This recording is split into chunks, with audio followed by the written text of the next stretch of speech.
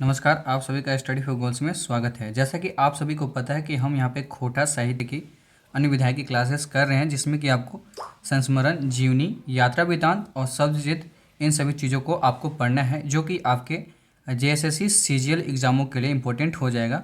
ठीक है, उसमें यह सिलेबस शामिल किया गया है। यहाँ पे बात करें आज की क्लास की, तो हमें यहाँ पे क्लास नंबर 22 करनी है, मतलब कि 22 नंबर की जो आज की हमारी क्लास हो जाएगी, उसमें हमें यहाँ पे संस्मरण के बारे में पढ़ना है। जो संस्मरण हो जाएगा उसमें सरल सहज संतोष बाबू के बारे में यहाँ पे पढ़ना है। लेखक यहाँ पे परितोष कुमार प्रजापति हो जाएंगे, जिनके द्वारा यह संस्मरण लिखा गया है। इस वीडियो में हम यहाँ पे इस संस्मरण के बारे में विस्तृत विवरण, साथ ही साथ इससे बनने वाले जो वस्तुनिष्ठ प्रश्न उत्तर होंगे उनको भी देखेंगे।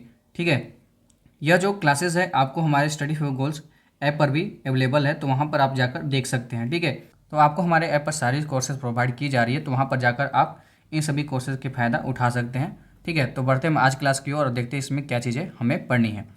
सबसे पहले हम यहाँ पे बात करें संस्मरण के बारे में, तो जैसा कि मैंने पहले बताया था कि संस्मरण वैसी चीज़ें होती हैं जिसमें लेखक क्या करता है कि उसमें खुद की बातें ना लिखकर उसमें वो चीज़ें लिखता है जो कि उसके सामने घटित होती है और जो किसी वस्तु के बारे में ज़्यादा फोकस होती है। ठीक है, सरल सहज संतोष बाबू का मतलब यहाँ पे हो जाएगा संतोष कुमार महतो, जो कि यह जो संस्मरण है प्रकाशित की गई थी तितकी पत्रिका में वर्ष 2017 में। तो ये भी चीज़ें आपको यहाँ पे याद रखनी होगी। ठीक है, यहाँ पे मैंने बताया कि इसके जो लेखक हो जाएंगे परितोष कुमार प्रजापति हो जाएंगे। यह खोटा भाषा के महान कवि थे, और जो सरल सहज संतोष बाबू थे, मतलब कि संतोष कुमार महतो जी थे, वो खोटा भाषा के एक महान कवि थे।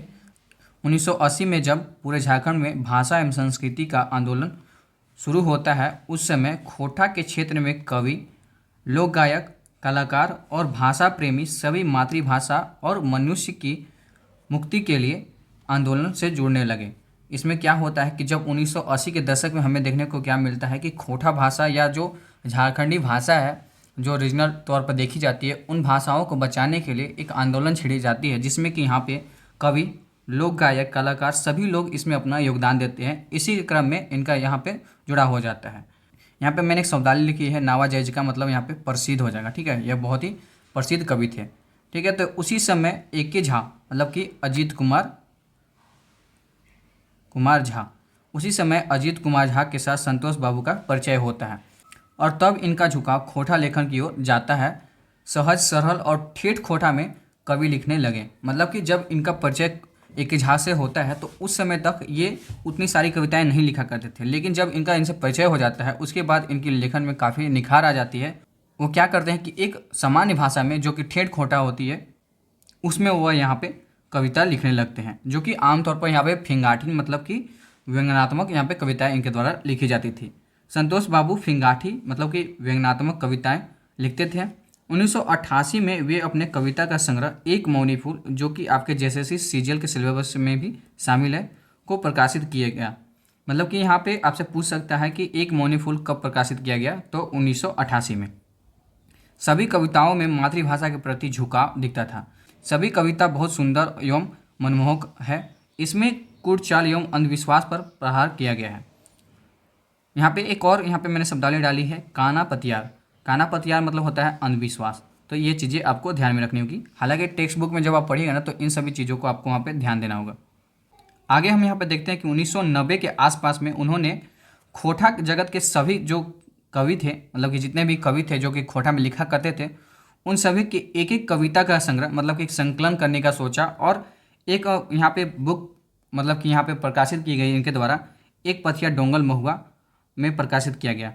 ठीक है, मतलब इनके द्वारा यहाँ पे क्या किया गया कि जितने भी खोटा जगह के जितने भी कवि थे, उन सभी का यहाँ पे एक एक कविता को लिया गया और उन सभी का संग्रह करके यहाँ पे एक पथिया डोंगल महुआ यहाँ पे प्रकाशित किया गया। तो ये भी चीज़ें आपको ध्यान में रखनी होगी कि कब प्रकाशित किया गया, तो 1990 में। ये भी बात आपको ध्यान में रखनी होगी।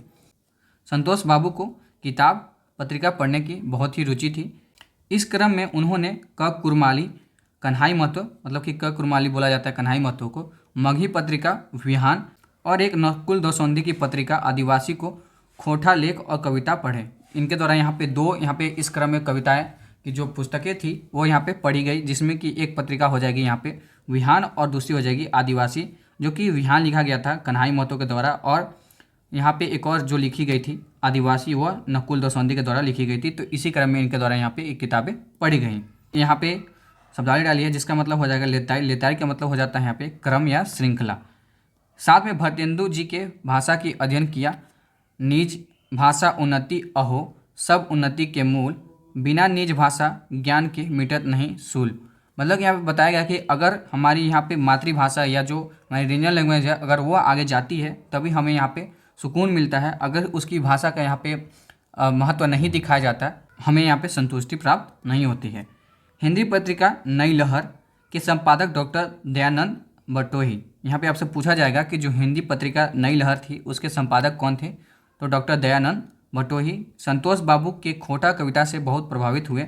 उन्होंने कहा कि श्री संतोष कुमार महतो खोटा भाषा भरतेंदु बनेंगे, खोटा भाषा के भरतेंदु बनेंगे, मेरा विश्वास है। आकाशवाणी रांची से इनकी कविताओं का प्रकाशन कई बार हुआ। खोटा साहित्य सेवा के लिए इन्हें खोटा साहित्य संस्कृति परिषद बोकारो से श्री निवास पानुरी स्मृति सम्मान इन्हें सम्मानित किया गया। तो आपसे यहाँ पे एक क्वेश्चन पूछ सकता है कि श्री निवास पानुरी स्मृति सम्मान कहाँ से दिया जाता है, तो खोटा साहित्य संस्कृति परिषद बोकारो से दिया जाता है। यह भी बात आपको ध्यान में रखनी होगी। अब इनका जो परिचय था वहाँ पे टेक्स्ट बुक में लिखा गया था, लेकिन मैं यहाँ पे इस तरह से ले आया हूँ तो वो भी सेम चीज़ है। ठीक है, परिचय के तौर पर हम यहाँ देख लेते हैं। इनका नाम हो जाएगा तो इनका नाम संतोष कुमार महतो हो जाएगा। ठीक है, और इनके द्वारा जो कविता लिखी गई है वह पहली कविता कौन सी हो जाएगी, तो एक मौनी फूल हो जाएगी। यह जैसे सीजीएल 2016 में पूछा गया था। इनका जन्म 2 सितंबर 1930 को हुआ था। यह भी पंचायत सचिव 2018 में पूछा गया था। साथ ही इनके पिता का नाम स्वर्गीय तालो महतो और इनकी माता का नाम स्वर्गीय छोटू मणि देवी हो जाएगा। जन्म स्थान गंगाजोरी जिला बोकारो झारखंड में हो जाएगा। और इनकी शिक्षा एमए भूगोल से इन्होंने किया 1957 में। और इनकी पेशा की बात करें तो इन्होंने शिक्षण कार्य 1958 से शुरू किया और इनका अवकाश 31 मार्च 1990 को हो गया। अगर आगे हम यहाँ पे बात करें तो कार्य क्षेत्र में इनका योगदान क्या क्या रहा था, योगदान की बात करें तो इन्होंने योगदा सत्संग आश्रम रांची में, साथ ही साथ बादडी उच्च विद्यालय बादडी बोकारो में इन्होंने पढ़ाया। रामरुद्र उच्च विद्यालय में चास बोकारो में इन्होंने पढ़ाया। डीवीसी उच्च विद्यालय तथा इंटर कॉलेज चंद्रपुरा बोकारो में भी इन्होंने अपना योगदान पढ़ाने में दिया। साथ ही साथ यहाँ पे और भी कुछ विद्यालय वहाँ पे इन्होंने पढ़ाया। लास्ट इन्होंने चंद्रपुरा से इन्होंने पढ़ाया था। उसके बाद इनका अवकाश वहाँ से ग्रहण कर लिया था। पुण्यतिथि अगर इनकी स्मृति की बात करें, इनका जो देहांत हो गया 24 नवंबर 2013 को इनका देहांत हो गया था कैंसर के कारण। ठीक है, कैंसर के कारण इनकी मृत्यु हो गई थी। अगर लेखन कार्य की बात करें तो ये खोटा हिंदी, बंगला, अंग्रेजी, संस्कृत इन सभी भाषा में यहाँ पे ये कविताएं लिखा करते थे। अन्य भाषा का ज्ञान इन्हें जैसे था संथाली, कुरमाली, पंचप्रगनिया, मगही, नगपुरी, भोजपुरी एवं मैथिली आदि भाषा जो कि झारखंड की द्वितीय भाषा हो जाएगी, इन सभी भाषा का यहाँ पे ये जानकार थे। भविष्य की इच्छा इनकी यही थी कि देश विदेश भ्रमण, शिक्षण, लेखन और रचनात्मक कार्य, कृषि कार्य और वृक्षारोपण, गो और मानव सेवा, सत्संग का तथा धर्मचारण का इनके द्वारा यहाँ पे प्रचार करना था। तो ठीक है, तो ये सारी चीज़ें यहाँ पे थी जो कि इम्पोर्टेंट हो जाएगी। तो ये सारी चीज़ें मैंने आपको बता दी जो कि यहाँ पे सरल सहज संतोष बाबू से रिलेटेड थी, जो कि यहाँ पे परितोष कुमार प्रजापति के द्वारा लिखी गई है। साथ ही मैं यहाँ पे बता देना चाहता हूँ कि यहाँ पे आपको जैसे सीजीएल के लिए 999 में आपको हार्ड कॉपी प्रोवाइड की जा रही है, तो आप हमारे ऐप पर भी जाकर उसे देख सकते हैं और वहाँ से आप परचेज कर सकते हैं। इसमें डिलीवरी चार्ज वगैरह जोड़कर सभी चीज़ों को यहाँ पे आपको प्रोवाइड की जा रही है। ठीक है, उसके साथ यहाँ पे मैं बता दूँ कि 349 में आपको झारखंड जियोग्राफी की कंप्लीट हैंड रिटन नोट्स मिल रही है, तो उसे भी आप परचेज कर सकते हैं, जो कि आपके Jharkhand CGL, Jharkhand SI, excise SI, inter 10+2 exam जो होने वाले उन सभी जेई एग्जाम, सभी एग्जामों के लिए इंपॉर्टेंट हो जाएगी जो कि झारखंड में कंडक्ट होने वाले हैं। साथ ही यहाँ पे आपको हार्ड कॉपी प्रोवाइड की जा रही है, सॉफ्ट कॉपी, और यहाँ पे 2 बुकलेट प्रोवाइड की जाएगी, मतलब जियोग्राफी की 2 यहाँ पे बुकलेट प्रोवाइड की जा रही है जिसमें प्रीवियस क्वेश्चन भी इंक्लूडेड होंगे।